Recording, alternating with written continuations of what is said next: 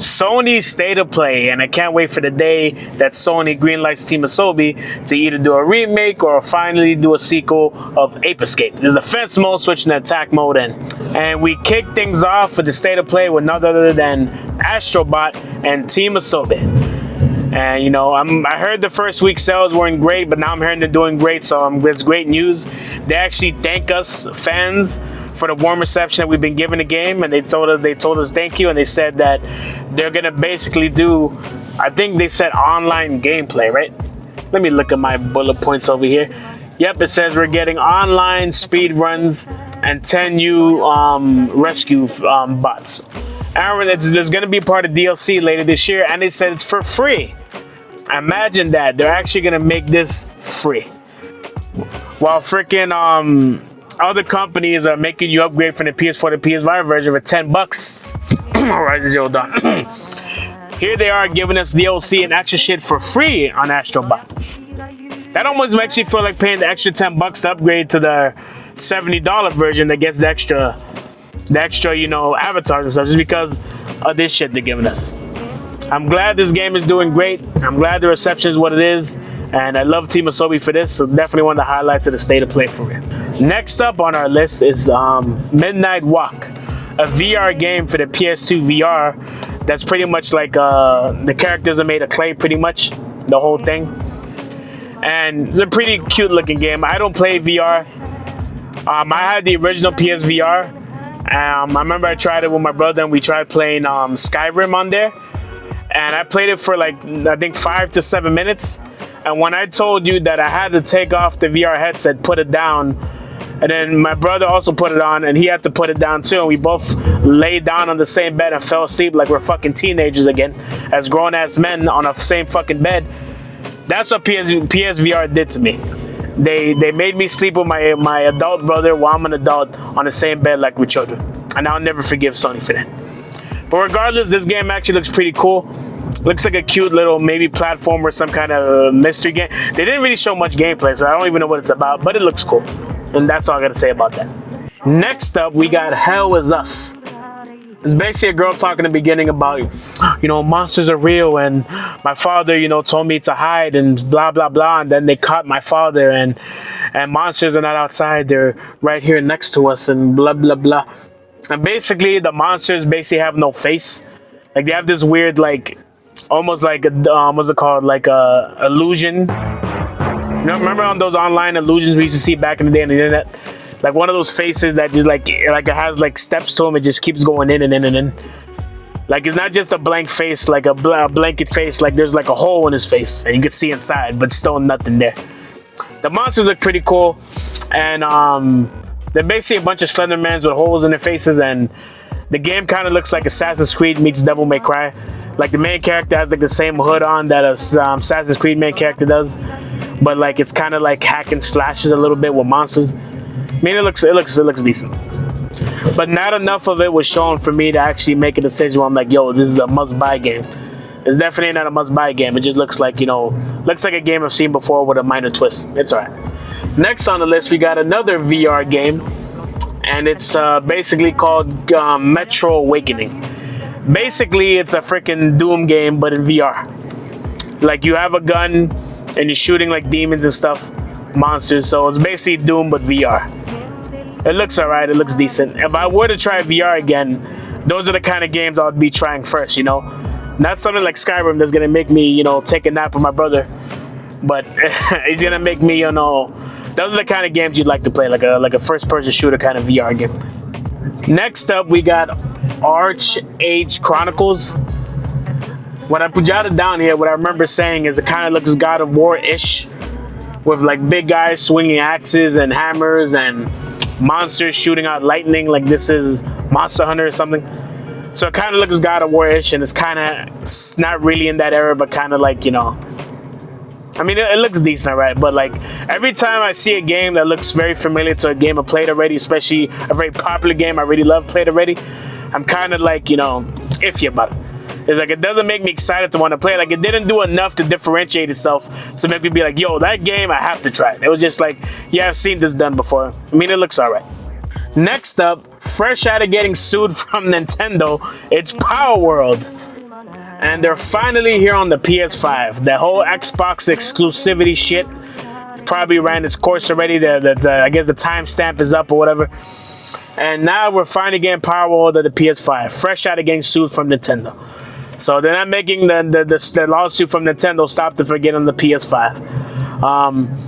What do I think about Power World? You know, the same thing think about Temtem. More story, less online shit. If you had this beautiful online thing that you have, as well as a strong story like in Pokemon, you'd be ruling the world already more than you did. I know Power World sold a lot, like almost 10 million copies already. I mean, they're doing great. But the lack of story mode, for people like me that don't really give a shit about online playing too much, is what's really holding this game back from really being a competitor to Pokemon. Especially when you're getting sued by them. Lunar Remastered is up next. Never heard of this game. It looks like a 8 to 16-bit kind of game from way back in the day. Never heard of this game. Will I be playing it? If I find it on sale for $2.99, maybe. But you know. Ninja Turtles. Well, Teenage Mutant Ninja Turtles Shredder's Revenge updated or whatever. If you have some friends to play this with, it'll be fun, especially if you have someone around, 30 years or older that grew up in that time frame. If you don't, you're not going to care about this game, and neither did I really. Next up, I don't know why Keanu Reeves being a part of the Sonic Generations, team or whatever is going to make you want to play this game. I know they're going to announce that Keanu Reeves is doing it because he's a, famous actor and stuff, and a solid human being, but it's like, if you're going to buy Sonic Avengers, Sonic Generations or whatever with Shadow, you're going to buy it because you're a Sonic fan, not because... If you don't like Sonic, you're not going to all of a sudden get this game because, Keanu Reeves is there. I got to buy it now. Next up, we got Fantasia Neo Dimension. It has a Final Fantasy music composer on it. The gameplay looks pretty cool. It's turn-based. So if you're a nostalgic fuck like I am and grew up with turn-based games, you're going to love anything turn-based RPG-ish. So this game is basically directed towards old fucks like us. And the gameplay actually looks pretty cool. You're using magic, attack a whole bunch of enemies at the same time. And the gameplay looks pretty cool, but like the world outside of the gameplay looks kind of like very like substandard. Like I don't know, like I've seen him walk around, and the world he's walking around, I'm like, this looks kind of dull and boring. But besides that, the gameplay looks great. I need to see more of it before I even make a decision to eventually buy it down the line if I do. But the gameplay looks pretty solid. Turn-based action. Next up is Dragon Age, the Veilguard. Created by EA, so that's already a red flag as it is. But from what I read here in my notes, what I remember saying, a whole shitload of movie scenes in the beginning. Finally, they go to some gameplay, and it looks kind of Monster Hunter-ish. Where just, you're attacking a big giant, dragon or monster of some kind, and they kind of just showed like the footage of you find the monster for like a little damn too long. It was kind of just stagnant, looked kind of boringish. I'm like, really? You're not gonna switch up to show some like better action gameplay, just showing the continuous gameplay? Then it went right back to the movie scene. I mean, it looks alright, but it doesn't look like my kind of game at all. Next up, we got the Lake House, Alan Wake 2. From what I remember and what I wrote down, all movie scene, no gameplay. So I guess if you played Alan Wake 1, I guess you're going to know what this is. So you don't need no gameplay. All you need to know is that we're working on a part 2 game, The Lake House, and yay.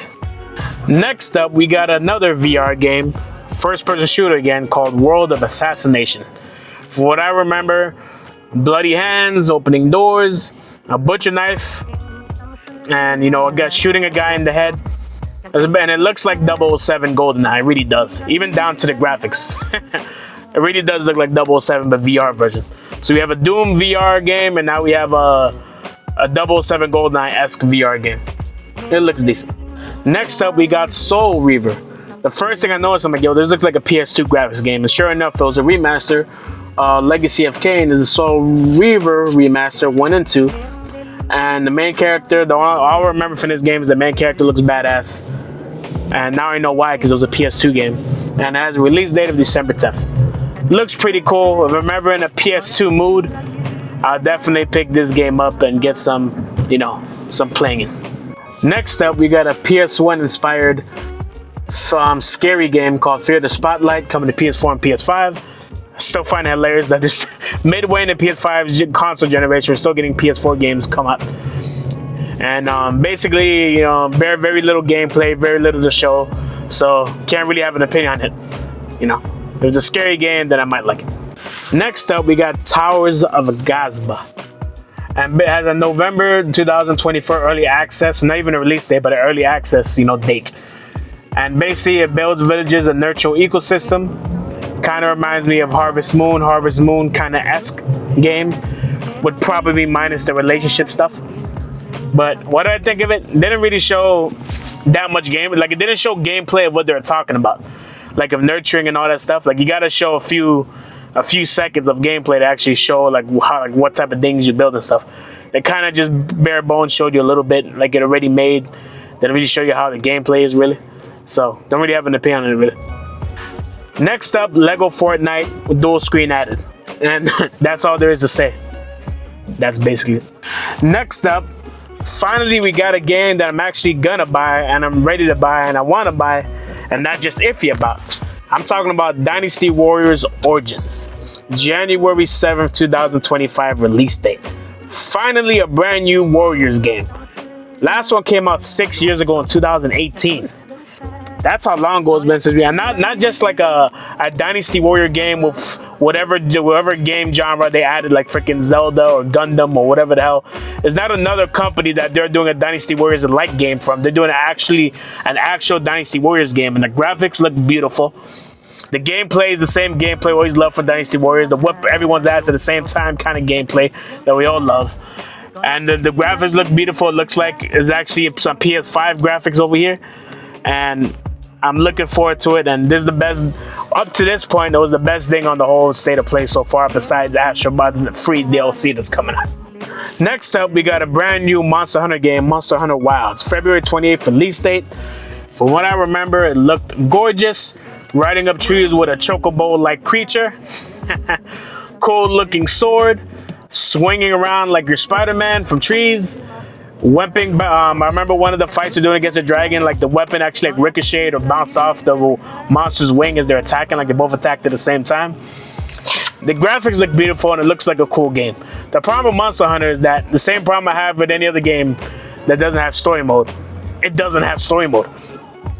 Actually, I don't know what kind of Monster Hunter game this is going to be. If it's a typical Monster Hunter game we have to do online, playing with other people, kind of MMORPG-like-ish, then, I'll pass. But if this game actually has like a story mode that you can play without having to rely on other people online and shit, whatever, and if you do add online people, just the added bonus and it's not actually a thing that you have to do, then it's actually a game that I actually like and get. Next up is the Stellar Blade X Nier Automata DLC coming to PS5 in 2024 apparently, so this year. All I know is I never played either game. Both have female leads.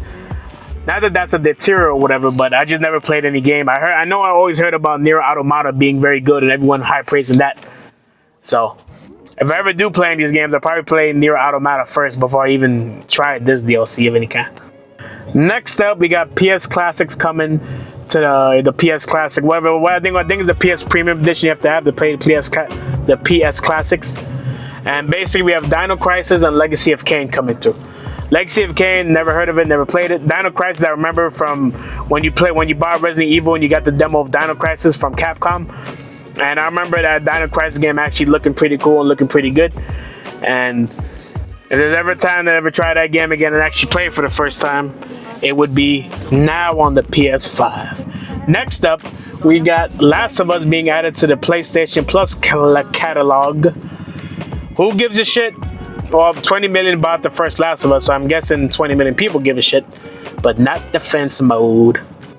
Next up, Sony and the president started whacking off in front of us, hyping up the PS5 Pro because of all the delicious, beautiful colors. Ooh, don't you want to spend $700 on a brand new color? Even though you can buy side plates on Amazon for your PS5 right now, but you look at all the colors for the PS5 Pro, and this console is gonna be so powerful, and it's gonna be so amazing. And then he started listing all the developers can take advantage of the PS5 Pro.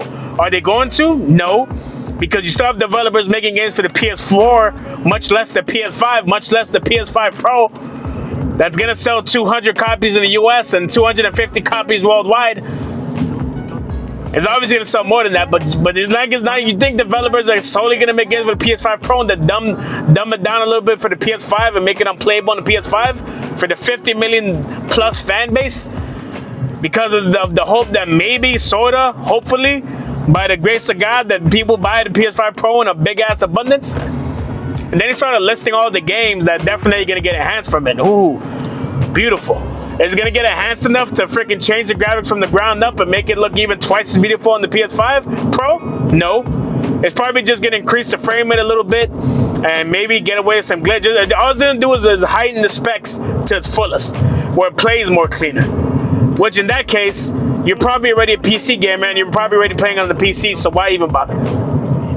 Last but certainly not least, we got Ghost of Yotai. And I said it before that Ghost of Tsushima has probably been my favorite PlayStation game ever made. And it was a battle between that and God of War, the God of War for 2018. And I thought that this is going to be my new favorite franchise. But then once I found out that not only we're not going to continue the story with Jin, but we're going to go the Last of Us 2 route, the Legend of Korra route. I was like, hey, our big sequel is going to be a completely different character than the one you loved, and it's going to be female. Now I'm starting to think, you know what? Maybe God of War is better than Ghost of Tsushima. Maybe I'm a bigger fan of the God of War series than the Ghost of Tsushima series. I mean, seriously. It's one thing to be like in Grand Theft Auto 6, where the Bonnie and Clyde thing they're trying to do, where a female can be just a proficient as shooter as a guy can. And anybody with a gun can kill you, freaking. Even that kid in The Wire that killed Omar. Anybody with a gun can kill you, especially if they're trained proficiently. So that makes sense. They're like in a shooting game or whatever. But in a samurai game where you have to take down people with a sword and be stronger and all this stuff and everything, even Jin had problems taking on bigger enemies when they were like real big fat guys and taller and had big giant armor. And now we're just supposed to expect a female samurai to just kill everybody. I know there's real female samurais out there, but seriously, man, come on. And then, like, if they go to Last of Us 2 route and then let it on, then we gotta let you know that she's a dyke, and then we gotta tell you and highlight the relationship because it's a love story. And it's like, they better not go that route. We didn't hear about Jin's love story, who he likes fucking any of that stuff. We better not see this with this bitch either.